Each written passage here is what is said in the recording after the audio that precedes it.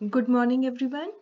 बेटा आज जो हम टॉपिक करेंगे that is ion exchange method या फिर हम उसको डी आयनाइजेशन प्रोसेस भी बोलते हैं, डीमिनरलाइजेशन ऑफ वाटर भी बोलते हैं। इसमें क्या होता है बेटा, इस प्रोसेस में आप हार्ड वाटर को सॉफ्ट वाटर में कन्वर्ट करते हो। हार्ड वाटर को सॉफ्ट वाटर में कन्वर्ट करने के लिए जो हम एक टेक्निक लगाते हैं उसका नाम है आयन एक्सचेंज मेथड। वैसे तो बहुत सारी टेक्निक्स हैं जो हम कुछ एक उनमें से ऑलरेडी कर भी चुके हैं, जिनका कि लिंक मैं आपको इस वीडियो की डिटेल्स में भी शेयर करूंगी। जैसे कि टेक्निक्स अभी तक हम जो पढ़ चुके हैं, रिवर्स ऑस्मोसिस हम पढ़ चुके हैं, उसके अलावा बेटा इलेक्ट्रोडायलिसिस भी हम पढ़ चुके हैं, लाइम सोडा प्रोसेस भी हम पढ़ चुके हैं ऑलरेडी। इन सब के लिंक्स मैं आपको शेयर कर दूंगी इस वीडियो की डिटेल में। लाइम सोडा प्रोसेस कर चुके हैं, आज हम फोर्थ प्रोसेस करने जा रहे हैं। ये जो फोर्थ प्रोसेस है इसका नाम है आयन एक्सचेंज मेथड। ठीक है बेटा, तो आयन एक्सचेंज मेथड में हम बात कर रहे हैं यहाँ पे डीमिनरलाइजेशन की। तो डीमिनरलाइजेशन पहले सबसे पहले आपको पता होना चाहिए कि क्या होता है डीमिनरलाइजेशन का मतलब। डी का मतलब बेटा जहां पे भी यूज किया हो, डी का मतलब होता है removal. Mineralisation as the name indicates, mineralisation क्या है? Removal of minerals from water is known as removal of minerals from water is known as demineralization, and it is done with the help of technique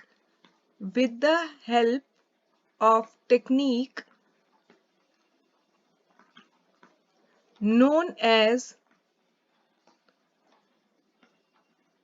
ion exchange process और ion exchange method. ठीक है, demineralisation करते हैं, minerals को remove करेंगे। Technique जो हम use करेंगे that is ion exchange process. अब आयन एक्सचेंज प्रोसेस करने के लिए क्या होता है बेटा, हम इसमें generally cross link organic polymers use करते हैं। लॉन्ग चेन ऑफ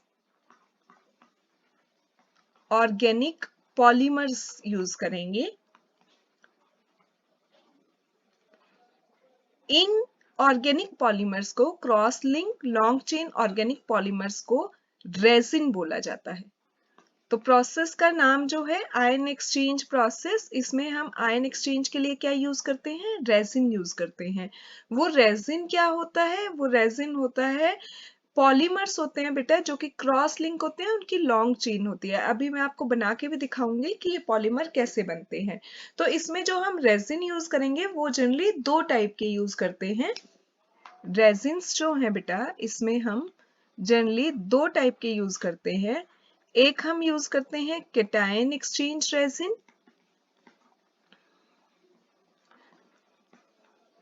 एक हम यूज करते हैं एनायन एक्सचेंज रेजिन। ठीक है, इनका जो बेसिक स्ट्रक्चर होता है बेटा, अभी हमने कहा ना कि ये क्रॉस लिंक कोपॉलीमर होते हैं। किस किस के से मिलके बने होंगे? दो मोनोमर लिए हमने, एक हमने लिया स्टाइरीन, एक हमने ले लिया डाई विनाइल बेंजीन। दो मोनोमर लिए, इनसे लिंक होके जो पॉलीमर बनेगा क्रॉस लिंक, उसको हम बोलेंगे रेजिन। ठीक है, बेसिक स्ट्रक्चर ये होगा। फिर आगे कैटायन एक्सचेंज में और एनायन एक्सचेंज में क्या डिफरेंस होता है वो भी मैं आपको बताती हूँ। पहले तो हम ये कोपॉलीमर बना के देखते हैं। स्टाइरीन क्या होता है? स्टाइरीन क्या होता है बेटा? बेंजीन रिंग के ऊपर जब CH2 ग्रुप लगा हो तो इसको हम बोलते हैं स्टाइरीन। अब सिंपली ये भी याद रख सकते हैं, इथीन होता है ना, CH2, उसमें आप एक हाइड्रोजन हटा दीजिए। ठीक है, एक हाइड्रोजन हटाएंगे आप, ये हमने यहां से एक हाइड्रोजन हटा दिया, और एक हाइड्रोजन हटा के अब उसकी जगह अगर मैं बेंजीन रिंग लगा दूं तो जो कंपाउंड बनेगा that is known as styrene. एक मोनोमर याद हो गया स्टाइरीन क्या है। दूसरा है हमारे पास डाइविनाइल बेंजीन। डाइविनाइल बेंजीन में क्या है बेटा, बेंजीन रिंग में अभी हमने ऊपर स्टाइरीन में जैसे एक CH double bond CH2 group लगाया था ना, एक और आप ऑर्थो मेटा पैरा पोजीशन पे लगा सकते हो CH2। तो ये क्या बन गया आपका डाई विनाइल बेंजीन। जब दो विनाइल ग्रुप जुड़े हो, एक ये जुड़ा हुआ है एक ये जुड़ा हुआ है बेंजीन से, तो वो हो जाता है आपका डाई विनाइल बेंजीन। तो क्या करेंगे, बेंजीन रिंग लेंगे, उसके ऊपर की side CH double bond CH2, नीचे की side CH double bond CH2। ठीक है, तो इनका बेटा पॉलीमर कैसे बनेगा, देखिए इस तरीके से बनेगा ये पॉलीमर। अभी मैं एक बार आपको ड्रॉ करके दिखाती हूं। इसमें क्या किया हमने, स्टाइरीन लिया, CH प्लस डाइविनाइल बेंजीन लिया, CH CH2 फिर से हम क्या करेंगे, स्टाइरीन लेंगे,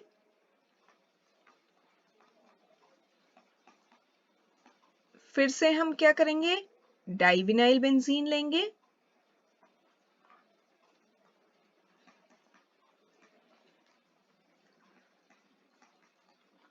ठीक है बेटा। इसमें ना सिंपल एडिशन पॉलीमराइजेशन होती है, एक एक बॉन्ड देखिए आगे मूव ऑन करता जाएगा, कोई साइड ग्रुप एलिमिनेट नहीं हो रहा है। ये डबल बॉन्ड है ना, इसमें से एक बॉन्ड हमने यहाँ पे मूव कर दिया, इस CH2 और इस CH के बीच में ये बॉन्ड बनाने में यूज हो जाएगा। ऐसे ही ये डबल बॉन्ड में से एक बॉन्ड यहाँ पे मूव होगा, इस CH2 और इस CH के बीच में बॉन्ड बनाने में यूज होगा। ये वाला डबल बॉन्ड हमने और आगे मूव कर दिया और ये और आगे फर्दर ऐसे चलता जाएगा। ऐसे ही नीचे की साइड भी एक्सटेंड होगी जिससे क्रॉस लिंकिंग होती है। तो देखिए ओवरऑल स्ट्रक्चर जब आप देखेंगे, पहले हम ये वाली रिंग देखते हैं। रिंग बनी, इसमें CH, यहाँ पे डबल बॉन्ड में से क्या रह गया, सिंगल बॉन्ड CH2, एक डबल बॉन्ड आगे चला गया, उस डबल बॉन्ड ने क्या किया, ये वाली CH2 और ये वाली CH को जोड़ा, अब ये CH, इससे फिर रिंग जुड़ी हुई है, नीचे की side CH single bond CH2 आगे फर्दर क्रॉस लिंक करेगा, ऊपर की साइड अब ये रिंग वाली ये वाली CH हमने दिखाई है, इससे आगे यहाँ पे सिंगल बॉन्ड रह गया CH2, फिर सिंगल बॉन्ड आया इस CH2 और इस CH के बीच में, सिंगल बॉन्ड,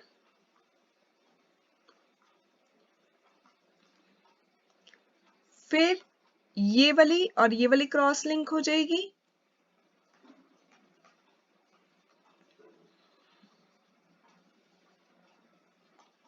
नीचे फिर से क्रॉस लिंकिंग के लिए सिंगल बॉन्ड। तो बेटा ये बना हमारा framework, cross link polymer. Cross link polymer formed from, किस किस से मिलके बना है, फॉर्म्ड फ्रॉम स्टाइरीन लिया था हमने ये, और डाइविनाइल बेंजीन लिया था, इन दोनों से मिलके बना है, formed from styrene and divinyl benzene. अब आप इसमें देखेंगे तो क्या हो रहा है फ्रेमवर्क में, देखिए यहाँ पे थोड़ा सा देखते हैं, ये CH जिससे रिंग जुड़ी हुई है इसको मान लो नंबर 1 माना, अगली पे रिंग नहीं है, सेकंड पे, थर्ड पे फिर रिंग जुड़ी हुई है, फोर्थ पे नहीं है, फिफ्थ पे फिर रिंग जुड़ी हुई है, सिक्स्थ पे नहीं है, सेवंथ पे फिर रिंग जुड़ी हुई है। तो ऑल्टरनेटिव कार्बन पे रिंग्स आ रही हैं, बेंजीन रिंग है ना, और फिर जहां जहां डाइविनाइल बेंजीन वाली रिंग थी उससे आगे क्रॉस लिंक बनेंगे। तो अब आप स्ट्रक्चर देखिए, देखिए ये मान लीजिए आपने मानी आपकी फर्स्ट कार्बन, इससे रिंग जुड़ी हुई है, ये जुड़ी हुई, अगली से नहीं जुड़ी हुई, सेकंड वाली से, थर्ड से जुड़ी हुई है, 4 से नहीं जुड़ी हुई, 5th से जुड़ी हुई है, 6 से नहीं जुड़ेगी, 7 से जुड़ेगी, ठीक है। ये वाली जो रिंग है बेटा ये हमारी डाइविनाइल बेंजीन वाली है, जो कि आगे कोपॉलीमराइजेशन को एक्सटेंड कर रही है, दूसरी चेन को, जो नीचे दूसरी चेन पास ऑन हो रही थी उनको ऊपर वाली चेन से लिंक कर रही है। अब इसमें यहाँ पे जो है बेटा, ये इस साइड वाले की बात कर रही हूं मैं, यहाँ पे आपका बन रहा है, ये बन रहा है आपका इस side cation exchange resin. Cation exchange resin में क्या होता है बेटा, केटायन एक्सचेंज रेजिन में एसिडिक ग्रुप प्रेजेंट होते हैं, जो फ्री बेंजीन्स हैं उनके ऊपर एसिडिक ग्रुप प्रेजेंट होते हैं, या तो COH ग्रुप प्रेजेंट होगा या SO3H ग्रुप भी प्रेजेंट हो सकता है। जब आप कार्बोक्सिलेटेड बनाओगे, कार्बोक्सिलेशन करोगे, कार्बोक्सिलेशन, तो क्या होगा, ये जो फ्री रिंग है आपकी, इस पे यहाँ पे COH ग्रुप लग जाएगा। अगर आप पॉलीमर का सल्फोनेशन कर रहे हो, सल्फ्यूरिक एसिड के साथ ट्रीट कर रहे हैं, तो SO3H ग्रुप जुड़ जाएगा। लेकिन दोनों ही केस में एसिडिक ग्रुप जुड़ते हैं, चाहे वो COH हो चाहे वो SO3H हो। तो केटायन एक्सचेंज रेजिन में क्या होता है बेटा, जो बेंजीन की ये फ्री पोजीशंस होती हैं, इन पे ईदर COH ग्रुप जुड़ता है या SO3H ग्रुप जुड़ता है, मतलब एसिडिक ग्रुप जुड़ता है। और एसिड क्योंकि H पॉजिटिव डोनर होते हैं, इसलिए हम इन्हें केटायन एक्सचेंज रेजिन बोलते हैं, क्योंकि इनकी सरफेस के ऊपर H पॉजिटिव होता है डोनेट या एक्सचेंज करने के लिए। जो देखो यहाँ पे दिखाया है, मैं रेड कलर से सर्कल कर रही हूँ, ये रहा H, ये रहा। तो बेटा इनकी सरफेस पे एक्सचेंज के लिए H पॉजिटिव अवेलेबल है, इसलिए ये क्या होते हैं, ये आपके केटायन एक्सचेंज रेजिन होते हैं। ऐसे ही एनायन एक्सचेंज रेजिन में क्या होगा, एनायन एक्सचेंज रेजिन में बाकी जो आपका स्टाइरीन डाइविनाइल बेंजीन का पॉलीमर तो सेम बनेगा, जो फ्री पोजीशन है उन फ्री पोजीशंस पे क्या होगा बेटा, कोई भी आपका बेसिक ग्रुप जो है वो अटैच हो सकता है, और उस बेसिक ग्रुप की टेंडेंसी क्या होगी, OH डोनेट करने की होगी, ठीक है। इसमें आपका जो ग्रुप जुड़ सकता है वो अमीन ग्रुप भी जुड़ सकता है, सब्स्टिट्यूटेड अमीन भी जुड़ सकता है, क्वार्टरली अमीन भी जुड़ सकता है, जैसे कि इस केस में जुड़ा हुआ है। देखिए सिंपल ग्रुप था CH2NH2, इसमें हाइड्रोजन हटा के N पे मैं 3 मिथाइल ग्रुप लगा दूं, 3 मिथाइल ग्रुप लगा दूं तो बेटा इस पे वैसे ही पॉजिटिव चार्ज आ जाएगा, ठीक है। और साथ में ये Cl नेगेटिव है, इसकी जगह OH नेगेटिव भी ले सकते हो आप। इस पूरे ग्रुप को आप इस तरीके से भी दिखा सकते हो, CH2N, उस N से 3 मिथाइल ग्रुप जुड़े हुए हैं, और साथ में क्योंकि इस पे पॉजिटिव चार्ज आ गया, OH नेगेटिव रखा हुआ है, but this OH negative is very loosely bound to this nitrogen. ये एकदम से कहीं पे आयन का एक्सचेंज अगर होना होगा, it is readily available for exchange, क्योंकि ये इस नाइट्रोजन से कहीं पे भी कोवलेंटली बॉन्डेड नहीं है कि एक्सचेंज के लिए रिमूव करना मुश्किल हो जाएगा, it is readily available for exchange, ठीक है। तो ये होता है बेटा एनायन एक्सचेंज रेजिन। अब मैं आपको बताना चाहती हूँ, देखो आयन एक्सचेंज रेजिन में हम ये पढ़ चुके हैं, लॉन्ग चेन होती है, क्रॉस लिंक पॉलीमर्स की, पोरस स्ट्रक्चर होता है इनका। आयन एक्सचेंज कैपेसिटी जो होती है इन रेजिन्स की बेटा, ये किस वजह से होती है, आयन एक्सचेंज किस वजह से पॉसिबल हो पाता है, कि इनकी जो सरफेस होती है, सरफेस के ऊपर या तो बेसिक ग्रुप होगा कोई, जैसे अभी हमने पढ़ा CH2NMe3OH नेगेटिव, या फिर कोई एसिडिक ग्रुप भी प्रेजेंट हो सकता है, जैसे COH ग्रुप या SO3H ग्रुप, जो कि H पॉजिटिव हमें दे सके। तो इनके सरफेस के ऊपर बेसिक या एसिडिक फंक्शनल ग्रुप प्रेजेंट होते हैं। बेसिक फंक्शनल ग्रुप में क्या होगा, OH अवेलेबल होगा एक्सचेंज के लिए या NH2 अवेलेबल हो सकता है। एसिडिक फंक्शनल ग्रुप में COH ग्रुप एक्सचेंज के लिए अवेलेबल होता है या SO3H ग्रुप एक्सचेंज के लिए अवेलेबल होता है। ठीक है इतना। अब बेटा इसमें ना एक चीज ये कहता है कि हम ना कहीं पे रिएक्शन दिखाएंगे तो इतना बड़ा पॉलीमर बना के नहीं दिखाएंगे। पूरा जो पॉलीमर का बेसिक स्ट्रक्चर है उसको हम R से डिनोट करते हैं, रेजिन। रेजिन को हम R से डिनोट करते हैं, जो कि बेसिक फ्रेमवर्क बनाया था हमने। केटायन एक्सचेंज रेजिन में क्या होता है, उसके सरफेस पे H पॉजिटिव अवेलेबल होता है एक्सचेंज के लिए। तो केटायन एक्सचेंज रेजिन को हम RH पॉजिटिव से दिखाते हैं और एनायन एक्सचेंज रेजिन को हम ROH, क्योंकि उसकी सरफेस पे OH नेगेटिव अवेलेबल होता है एक्सचेंज के लिए, तो हम एनायन एक्सचेंज रेजिन को ROH से दिखाते हैं। ठीक है, यहां तक समझ आया। अब हम इसकी वर्किंग पढ़ेंगे, होता क्या है। ये बेसिक प्रिंसिपल चल रहा था बेटा अभी तक, अब हम वर्किंग करेंगे। वर्किंग में ये कहता है, ये इस तरीके का डायग्राम होता है। ठीक है, हमने क्या किया बेटा, इसमें 2 सिलेंडर ले लिए।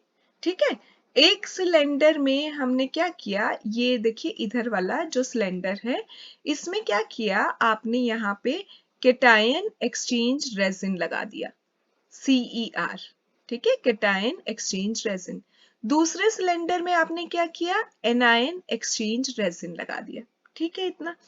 अब इस सिलेंडर में यहां से हमने इसमें रॉ वाटर डाला। रॉ वाटर में क्या था बेटा, रॉ वाटर में हार्डनेस कॉजिंग सॉल्ट्स थे, जैसे कि मान लो आपका CaCl2 था। ठीक है, CaCl2 था, या आप CaCl2, MgCl2, CaSO4, MgSO4, कोई भी सॉल्ट ले सकते हो। अब इन सॉल्ट्स को अगर डिसोसिएट करके देखोगे तो इसमें क्या है, केटायन कौन से हैं आपके पास, Ca2 पॉजिटिव। एनायन कौन से हैं, 2 Cl नेगेटिव। इसमें केटायन कौन से हैं, Mg2 पॉजिटिव। एनायन कौन से हैं, Cl नेगेटिव। इसमें केटायन कौन से हैं, Ca2 पॉजिटिव। एनायन कौन से हैं, SO4 2 नेगेटिव।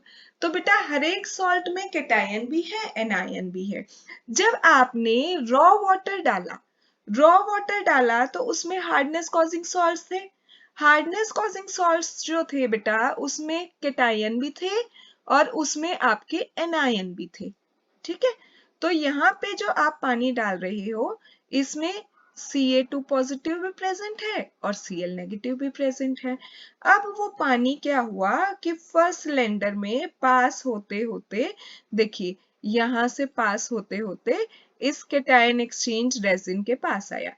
जब केटायन एक्सचेंज रेजिन के पास आएगा, यहाँ पे पानी आएगा, तो यहाँ पे क्या होगा बेटा, यहाँ पे रेजिन, आप कह रहे हो केटायन एक्सचेंज रेजिन अभी हमने पढ़ा, उसकी सरफेस के ऊपर H पॉजिटिव आयन है, तो ये क्या है हमारा, केटायन एक्सचेंज रेजिन। इसके पास हार्ड वाटर के आयंस आए, केटायंस। प्रोसेस का नाम है केटायन, प्रोसेस का नाम है आयन एक्सचेंज मेथड। तो सिंपल इसमें क्या होगा, आयंस का एक्सचेंज होगा। ये जो आयंस है बेटा Ca2 पॉजिटिव, ये तो इस पॉलीमर से रेजिन से जुड़ जाएंगे और ये जो H पॉजिटिव है ये बाहर आ जाएंगे। आयंस का एक्सचेंज हुआ, सिंपल। तो यहाँ पे +2 चार्ज है, यहाँ पे +1 चार्ज है, हम 2 मॉलिक्यूल ले लेते हैं बैलेंस करने के लिए।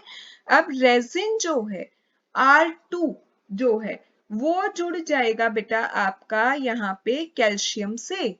ठीक है, आयंस का एक्सचेंज हो गया, H पॉजिटिव की जगह कैल्शियम ने ले ली और ये जो H पॉजिटिव है ये बाहर आ गया। ठीक है, ये वाली रिएक्शन हो गई इस सिलेंडर में, हमारा जो केटायन एक्सचेंज रेजिन वाला सिलेंडर है। अब इसमें से फिर जो पानी बाहर आ रहा है, आप ये देखो, अब जो पानी बाहर आया उस पानी में क्या है, एक तो आपके पास H पॉजिटिव होंगे और एनायंस का कुछ नहीं हुआ, एनायंस होंगे एज इट इज। फिर वो पानी इस सिलेंडर से हमने इस पाइप के थ्रू दूसरे सिलेंडर में डाला।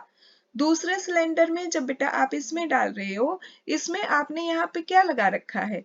एनायन एक्सचेंज रेजिन लगा रखा है। एनायन एक्सचेंज रेजिन क्या है? रेजिन जिसकी सरफेस के ऊपर OH नेगेटिव है। जब उसमें हार्ड वाटर वाले एनायन आएंगे, जैसे हम बात कर रहे थे, ये Cl भी तो है साथ में यहाँ पे।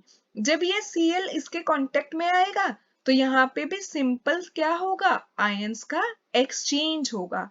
आयंस का एक्सचेंज होगा, R से यहाँ पे इस सिलेंडर में Cl जुड़ जाएगा और OH नेगेटिव जो है वो पानी के साथ इस सिलेंडर से बाहर आएगा। तो यहाँ पे बेटा इस पाइप से जो पानी बाहर आ रहा है, इस सिलेंडर से आपके पास आए थे H पॉजिटिव, इस सिलेंडर से आपके पास आ रही है OH नेगेटिव। तो ये जो है H पॉजिटिव और OH नेगेटिव मिलके प्योर आपका डीआयनाइज्ड वाटर बनाएंगे। ठीक है, यहाँ तक। तो देखिए अभी जो रिएक्शंस हमने की, इसमें क्या क्या रिएक्शंस हो रही हैं अगर आप लिखोगे तो। दो सिलेंडर हैं आपके पास। दो सिलेंडर में से बेटा जो पहला सिलेंडर है जिसमें आपने केटायन एक्सचेंज रेजिन लगाया हुआ है, उसमें क्या हो रहा है? जब आप हार्ड वाटर डाल रहे हो, उसमें जो हार्डनेस कॉजिंग केटायंस हैं, जैसे आपने क्या किया, वो जो रेजिन है उसको हम RH से डिनोट कर रहे हैं, केटायन एक्सचेंज रेजिन को।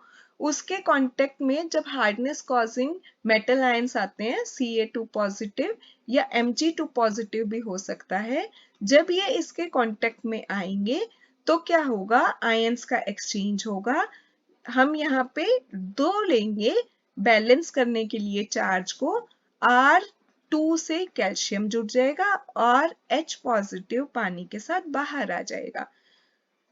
इस केस में R2Mg और H पॉजिटिव पानी के साथ बाहर आ गया।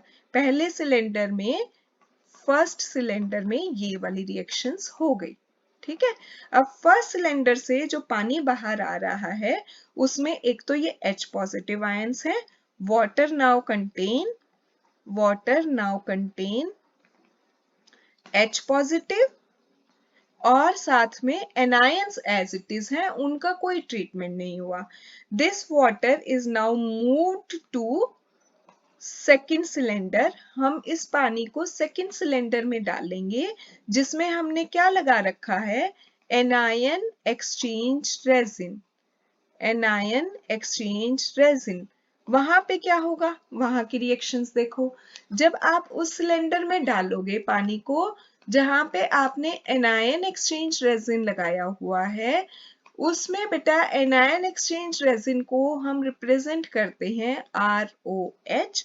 जब आप इसमें एनायन वाला हार्ड वाटर डाल रहे हो, सिंपल आयंस का एक्सचेंज होगा। OH की जगह क्लोरीन ले लेगा, RCl बनेगा, OH बाहर आ जाएगा। ठीक है, तो ये जो, या फिर SO4 2 नेगेटिव भी अगर है वो रिएक्शन भी देख लेते हैं। SO4 2 नेगेटिव, तो ये 2 ले लो, R2SO4 प्लस 2OH नेगेटिव। तो अब जो सेकेंड सिलेंडर से पानी बाहर आया, फर्स्ट सिलेंडर वाले में H पॉजिटिव था, सेकेंड सिलेंडर वाले में OH नेगेटिव है। दोनों कंबाइन करके प्योर वाटर बनाएंगे। एंड में आपको डीमिनरलाइज्ड वाटर मिल गया। ये डीमिनरलाइज्ड वाटर। अब बेटा एक चीज देखो, आपने क्या किया? पॉलीमर लगा रखे हैं जिसे आप रेजिन कह रहे हो। केटायन एक्सचेंज रेजिन है, उसके सरफेस पे यहाँ पे H पॉजिटिव है जो आयंस का एक्सचेंज कर रहा है और वाटर को प्यूरिफाई कर रहा है, और एनायन एक्सचेंज में उसके सरफेस पे OH नेगेटिव है जो आयंस का एक्सचेंज कर रहा है और वाटर को प्यूरिफाई कर रहा है। प्रोडक्ट आपका RCl बन रहा है। ये आपसे एक बात कहना चाहता है कि कुछ टाइम के बाद क्या होगा बेटा? कुछ टाइम के बाद जब आप रोज वाटर प्योरीफाई कर रहे होगे, प्रोडक्ट ये बनता जा रहा है, तो आपका रेजिन क्या है, टाइम के साथ एग्जॉस्ट होने लगेगा, खत्म होने लगेगा, उसके सरफेस के ऊपर OH नेगेटिव अवेलेबल नहीं रहेगा एक्सचेंज के लिए, क्योंकि OH नेगेटिव की जगह Cl ले चुका होगा। ऐसे ही केटायन वाले में सरफेस के ऊपर पूरा कैल्शियम जुड़ चुका होगा या मैग्नीशियम जुड़ चुका होगा, तो आफ्टर सम टाइम 2 महीने, 3 महीने, 4 महीने बाद आपका रेसिन जो है वो एग्जॉस्ट होना शुरू हो जाता है। अब प्रोसेस स्लो होनी शुरू हो जाएगी, तो उस केस में आपको रेसिन्स को रीजनरेट करना पड़ेगा। रेसिन्स को हम रीजनरेट करेंगे। रेसिन्स नीड टू बी रीजनरेटेड। कैसे कर सकते हो, वापस पहले जैसा कैसे बना सकते हो? देखो, प्रोडक्ट में फॉर केटायन एक्सचेंज रेजिन की अगर हम बात करें, प्रोडक्ट में क्या बन रहा है आपका, प्रोडक्ट में बन रहा है R2CA, ठीक है। अब आपने रीजनरेट करना है। रीजनरेट करने के लिए बेटा इसमें आप स्ट्रॉन्ग एसिड या तो HCl या H2SO4 डाल दीजिए। H2SO4 या HCl से आपको क्या मिलेगा, H पॉजिटिव आयन मिलेंगे। जब वो H पॉजिटिव आयन इस रेजिन के कांटेक्ट में आएंगे तो वापस RH बन जाएगा, आपका रेजिन पहले जैसा फ्रेश हो जाएगा, और साइड प्रोडक्ट जो है वो Ca2 पॉजिटिव जो बनेगा वो वॉशिंग में निकल जाता है, ठीक है। ऐसे ही Mg वाला जो है उसमें भी आप कोई स्ट्रॉन्ग एसिड डालिए, वापस आपका रेजिन जो है वो रीजनरेट हो जाएगा और Mg2 पॉजिटिव जो है वो वॉशिंग में निकल जाएगा। ऐसे ही अगर आप एनायन एक्सचेंज रेजिन को बेटा रीजनरेट करना चाहते हो, अगर एनायन एक्सचेंज रेजिन को अगर रीजनरेट करना चाहते हो, उसमें क्या बन रहा था प्रोडक्ट, RCl है ना, या क्या बन रहा था, R2SO4। इसमें आप क्या करो बेटा, इसमें आप डाइल्यूट NaOH डाल दीजिए। डाइल्यूट NaOH डालेंगे, वहां से OH नेगेटिव आयन मिलेंगे, तो R से वापस OH जुड़ जाएगा, हो गया रीजनरेट, और Cl नेगेटिव जो बना वो वॉशिंग में निकल जाएगा। ऐसे ही यहाँ पे R से वापस OH जुड़ेगा और SO4 2 नेगेटिव आयंस वॉशिंग में निकल जाएंगे। तो हम इस तरीके से रीजनरेट भी कर सकते हैं। अब देखिए डायग्राम में, ये रीजनरेशन के लिए इधर क्या किया है, इधर रीजनरेशन के लिए हमने एसिड लगाया है HCl, या आप H2SO4 डाल सकते हो, और इधर रीजनरेशन के लिए हमने NaOH डालना है।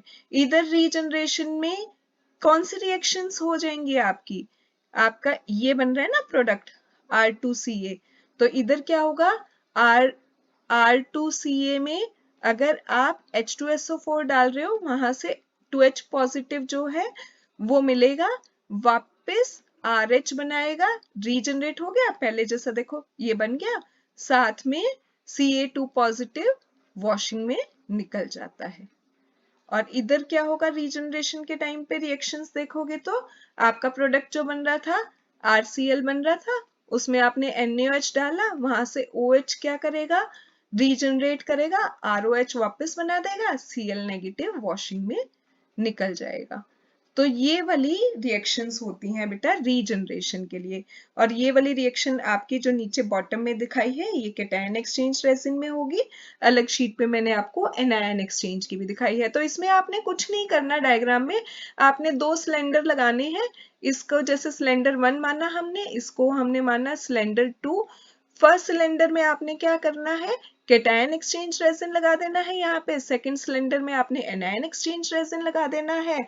फर्स्ट में केटायंस का एक्सचेंज होगा, सेकंड में एनायंस का एक्सचेंज होगा। दोनों सिलेंडर से जब बाहर निकल के आएगा तो that contain H positive and OH negative only, they combine to form H2O। Regeneration भी हमने देख ली, सिंपल सी टेक्निक है। अब इसकी एडवांटेजेस और डिसएडवांटेजेस भी देख लेते हैं एक बार। एडवांटेजेस और डिसएडवांटेजेस में ये कहता है बेटा, एडवांटेजेस क्या है, प्रोसेस में be use to soften highly acidic या एल्कलाइन वाटर को भी हम इसमें सॉफ्ट कर सकते हैं। जो रिजल्टेंट वाटर हमारे पास आ रहा है बेटा, उसकी जो हार्डनेस है वो 2 ppm से भी कम होती है। जनरली हमने लाइम सोडा में पढ़ा था कि हमारे पास जो वाटर आता है लाइम सोडा ट्रीटमेंट के बाद, उसकी हार्डनेस फिर भी 50 to 60 रह जाती है in cold lime soda process, 50 to 60 ppm, और हॉट लाइम सोडा में 15 to 20 ppm। लेकिन इसमें जो आपको सॉफ्ट वाटर अवेलेबल हो रहा है उसकी 2 ppm से भी कम है। लेकिन इसके कुछ लिमिटेशंस भी हैं। रेजिन्स जो होते हैं बेटा एक्सपेंसिव होते हैं, तो प्रोसेस आपकी कॉस्टली पड़ती है। अगर आपका टर्बिड वाटर है तो वो एफिशिएंसी को रिड्यूस कर देगा, पोरोसिटी कम कर देगा, रेजिन्स की एक्सचेंज नहीं हो पाएगा, तो उस केस में क्या होगा, एफिशिएंसी कम हो जाएगी आयन एक्सचेंजर की। तो this is all about ion exchange. Stay tuned for more lectures. Have a good day.